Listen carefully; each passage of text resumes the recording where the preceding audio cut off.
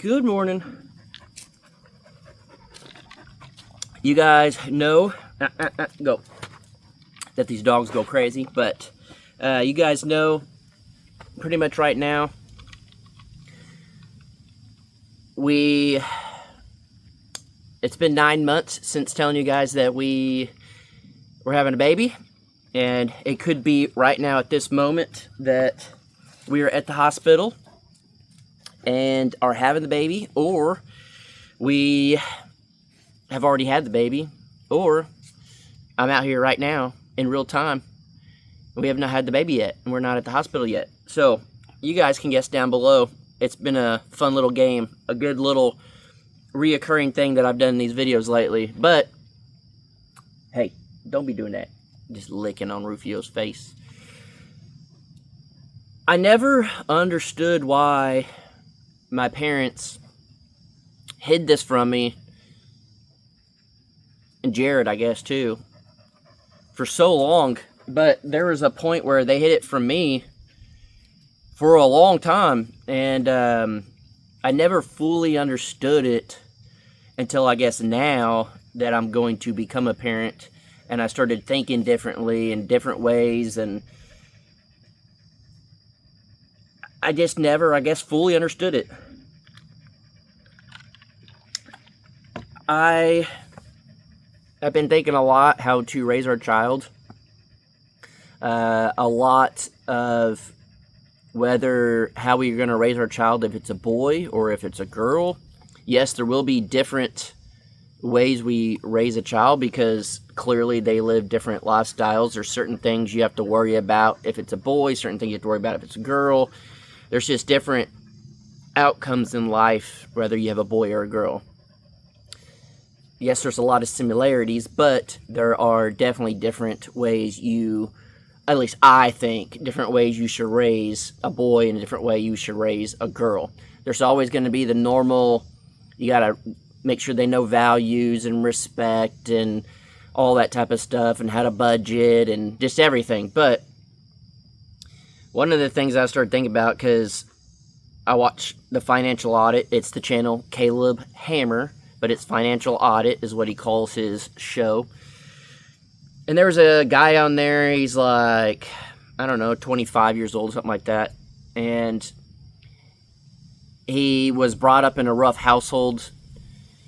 His mom was very abusive in every form. She was a drunk and a druggie and abused this kid in every possible way.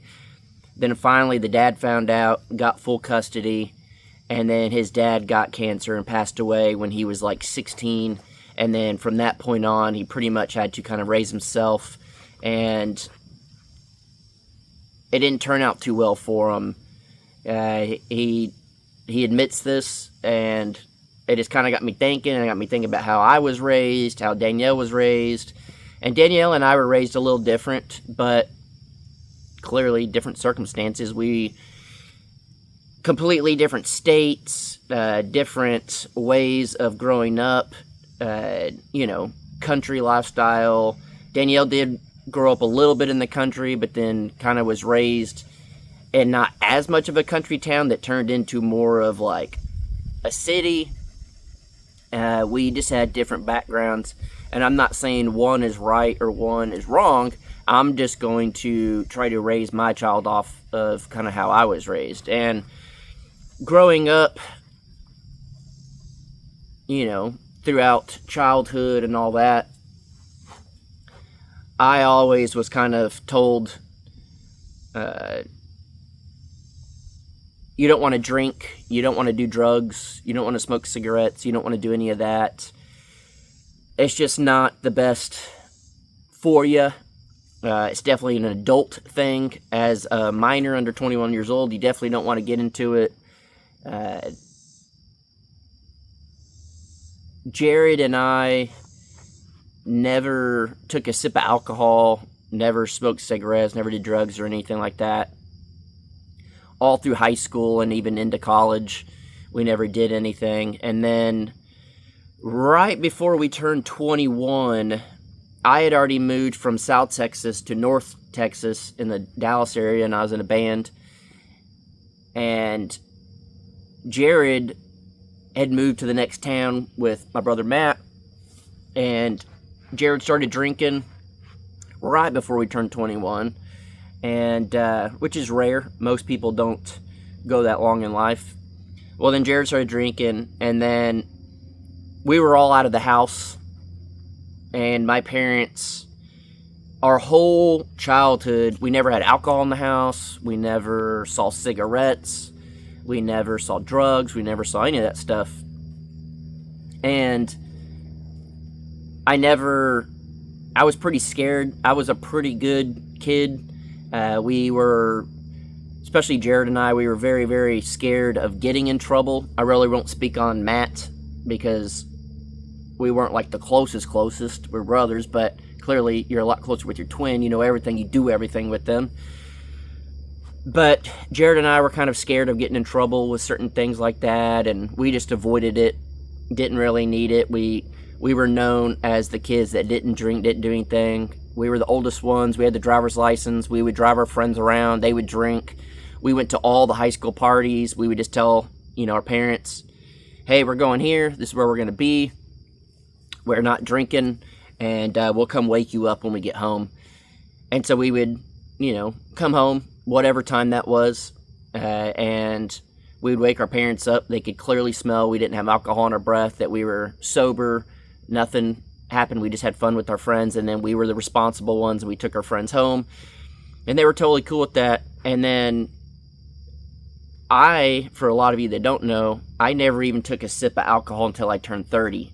On my 30th birthday, I took my first sip of alcohol, and that's when I learned beer tastes disgusting. It was absolutely gross. But then I learned Smirnoff and girly drinks tasted delicious and would get you drunk. So all the way up until I was 30, I never really thought anything of it or any, whatever. And come to find out later, whenever we were all out of the house, my parents, I think it was right before my mom retired. I think my dad retired, and then my mom was close to retiring, if I remember correctly. I know she still worked at the school because she'd have a lot of her teacher friends come over, and they would get in the pool and stuff, and they'd drink and whatever. But then I found out later in life that my parents were like, hey, we're just going to let you know that we've been drinking for a while. We just hid it from you because we didn't want you to think that because we drink, you should drink. I was like, what? Huh? They're like, we didn't want you to start drinking because you found out that we started drinking. And they had drank back in the day. When they found out they were having kids, they quit drinking and stuff. And y'all know, y'all are hippies. All y'all older people, y'all were hippies. But my parents pretty much told me that they had been drinking, nothing crazy or anything like that, but they had been drinking and they didn't want to let me know, and so they kind of hid it from me, which is kind of ironic, parents hiding it from the kid. But I was an adult, and I was well into my 20s and creeping up on 30, or maybe I'd already turned 30 and started drinking, and they told me, I don't remember. But they hid it from me, and I never understood it, really. I mean, at first I was just like, oh, whatever, y'all are adults, y'all do what y'all want, I don't care. I'm an adult, I kind of make my own decisions. After I turned 21, at any moment I could have drank if I wanted. I only really did it on my 30th birthday. All my friends were blown away that I was going to drink, and we just had a little house party at Jared and I at our house, and we just had a little group of friends there, and my friends did it in a very controlled environment. They're like, the first time being this late in life drinking, let's just have all our friends, you have a good time, and you'll learn drinking is not that bad if you do it responsibly. Clearly, you can go out and you can get blacked out, but if you just do it here, you'll learn, and then you can decide, hey, whether you like it or not. And my friends have been drinking forever, but my parents hid that from me, and I never really understood it until now that Danielle and I talk about how we want to try to raise our child and do different things, and Danielle, she started drinking at a lot younger age than I did. I'll just put it that way. Danielle was a little bit more of a wild child than I was. She never went over the top. She never did anything, but she was a little more of a wild child. And she always says, "Man, if we would have met back in the day, you would have really liked me." And I'm like, no, I was like not at all wanting to date anyone that drank or did whatever. I wasn't into like the party girls or anything. I dated a girl in high school that kind of became the party girl, and I saw her ruin her life and cheat and do all these things, and I just like swore that off at an early age. And anyways, I guess the point I'm getting at is I'm not really 100% sure how we'll raise our child as far as drinking and stuff like that. It's to each their own, and however each family does it, I'm not here to judge. But I am here to try to learn off of other people's mistakes. And this guy that's in his 20s, that's on financial audit, he had a really rough upbringing. And it was because his mom was an alcoholic and a drug user and abused him in every possible way. He came from a broken home where the parents weren't together, and clearly there was drug use and stuff like that. I think the dad was a little bit better, or had gotten better at least. And he didn't learn a lot of things. He didn't learn what it was like to have parents give you advice, or parents to hold back certain things to try to keep the child innocent for as long as they could, or as safe, or whatever the case may be. And it really hit me. I was like, dang. Even though I thought it was kind of a ridiculous thing to hide from me, at an older age, I was in my 20s already, late 20s, maybe even I was 30, I don't remember. And my parents are just telling me that they started drinking years before that, when I thought my whole life my parents didn't drink or do anything. I knew when they were like younger, clearly, but I didn't know since I was alive that they did. And that made me really respect my parents for it, that they hid something that they were doing, not in a bad way, but in a way to try to keep their kid as innocent as possible for as long as possible, even though they were already an adult. And it really got me thinking, watching the financial audit and thinking about how my parents raised me and all that stuff. And I'm really glad that Danielle and I are at the point in our life where we can have conversations that maybe some people can't, and really discuss ways that we want to raise our child, and we agree on a lot of it. And the things that we maybe not agree on, we're mature enough to talk about it and see the other person's point of view and all of that. And it makes you respect the things that your parents did. And I don't know if Danielle and I will drink again. I don't know. I clearly enjoy drinking. It could be fun. I definitely never want to get blacked out and do that.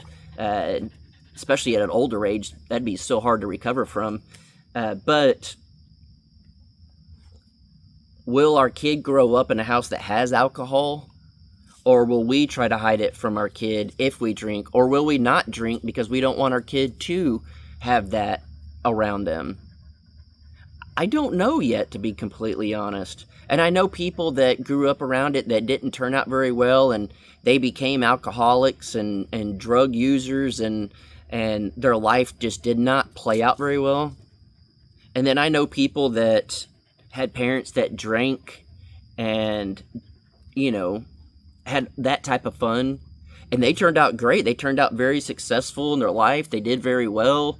They did good. And I think it's just a number of things of how you raise your child is what they will mimic and represent. And there's certain morals and values and things that you need to teach them. And it just really had me thinking, like, how will we raise our kid? I'm not sure. We're not at that point yet. And clearly, all of 2025, we haven't drank. We haven't done anything. The Dell skit that I did the other day, and I cracked that beer open, that was in our refrigerator since last year at some point. Or potentially, yeah, I don't even think Jared, I think it was when Jared first came up to Oklahoma years and years ago, maybe. I don't even remember why that was in there. But that beer was so old, and I don't drink beer. And I saw it in there, and Danielle actually found it, because I was like, man, I need a beer to crack open for Dale, because that'd be funny. But I don't want to buy one. And I cracked it open, and I didn't drink it. I just had it in my mouth, and I spit it out, and I threw it out, and I literally, like, threw up in my mouth a little bit. Like, I hate beer. It tastes disgusting. But it really just got me thinking. We're at the point now where there's a newborn. And from day one, you got to start thinking how you're going to raise your child and ways to benefit them.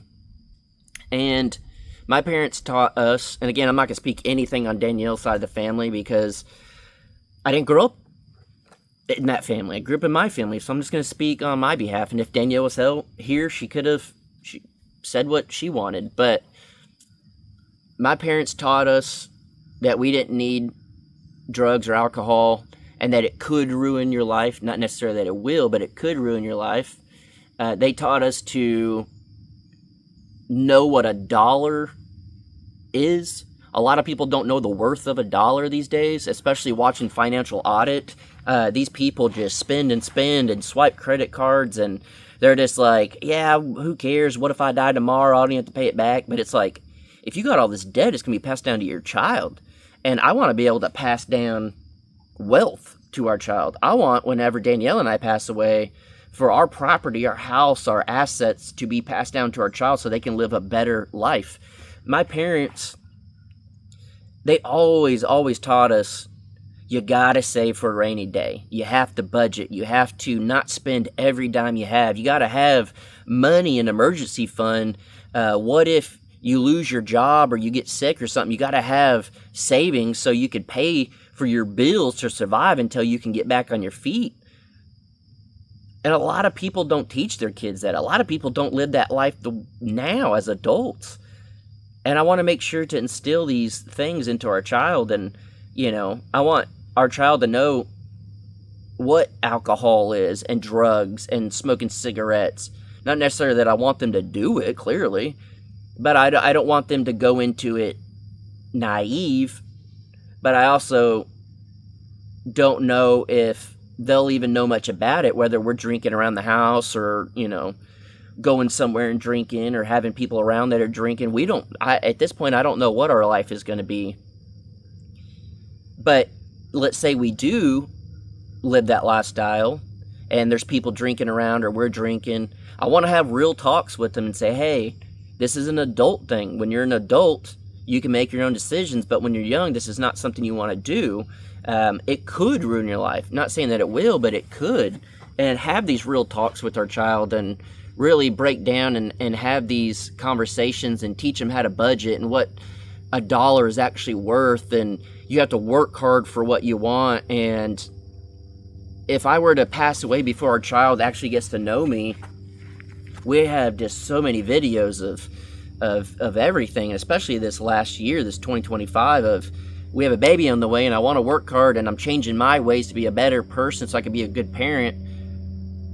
Our kid will always know these things if they watch. And it just really got me thinking, and it's really got me, these airplanes are flying low today. It got me thinking of how I want to raise our child, and it got me thinking of how I was raised. And I'm very fortunate that my parents tried to teach me lessons and tried to be the best parents they could. And every parent fails at some point with something, with whatever. And there will be points in my life that I fail our child. But a lesson my mom taught me years and years and years back was, Jason, I know you see us as your parents, but even parents are just normal people. And when she said that to me, it took me back. And I was like, I never thought of it like that. You just think of your parents as like these role models, your heroes, this is how you're supposed to kind of live life. They kind of pave the way. And you're like, what? Like, parents can make mistakes. Parents can do things they regret. Parents can make a bad decision. Parents can do something, like whatever it is. I was like, holy cow, like, dang. And so that's something I want to instill into our child is, hey, sometimes we may make a mistake, and that's okay. We're just humans. We're just normal people, but we're going to try our best to do the best. And when it doesn't happen, we're going to try our best to be better. And watching the financial audit and thinking about how I was raised and thinking about how we want to raise our child, it really put a lot of memories in my mind and a lot of future memories that I want to make. And it just really got me thinking. So I want to know from you guys, what are some things that you learned that were good, valuable lessons from your parents, or that you passed down to your kids that we can learn from and we can benefit from? Because at the end of the day, and I'll speak for Danielle on this, Danielle and I want to be the absolute best parents we can, and we will sacrifice and do everything we possibly can to make sure our child lives the best possible life that they possibly ever could, without spoiling them, without, doing it the wrong way, which we think the wrong way. It's just our opinion. So comment down below and let me know what you guys learned, good lessons, or what you taught your kids, so we can maybe learn from you guys. I'll just leave it at that. That's pretty much where I'm at. We may or may not already have a baby into this world, but whether we have or haven't at this point, this baby is the luckiest freaking kid in the world to have us as parents, to have the grandparents they have, to have the cousins and uncles and aunts and extended family on here and friends. I'm very happy that Danielle and I met in life. Everything led us to this point, and now we have a baby, so I'm pretty excited.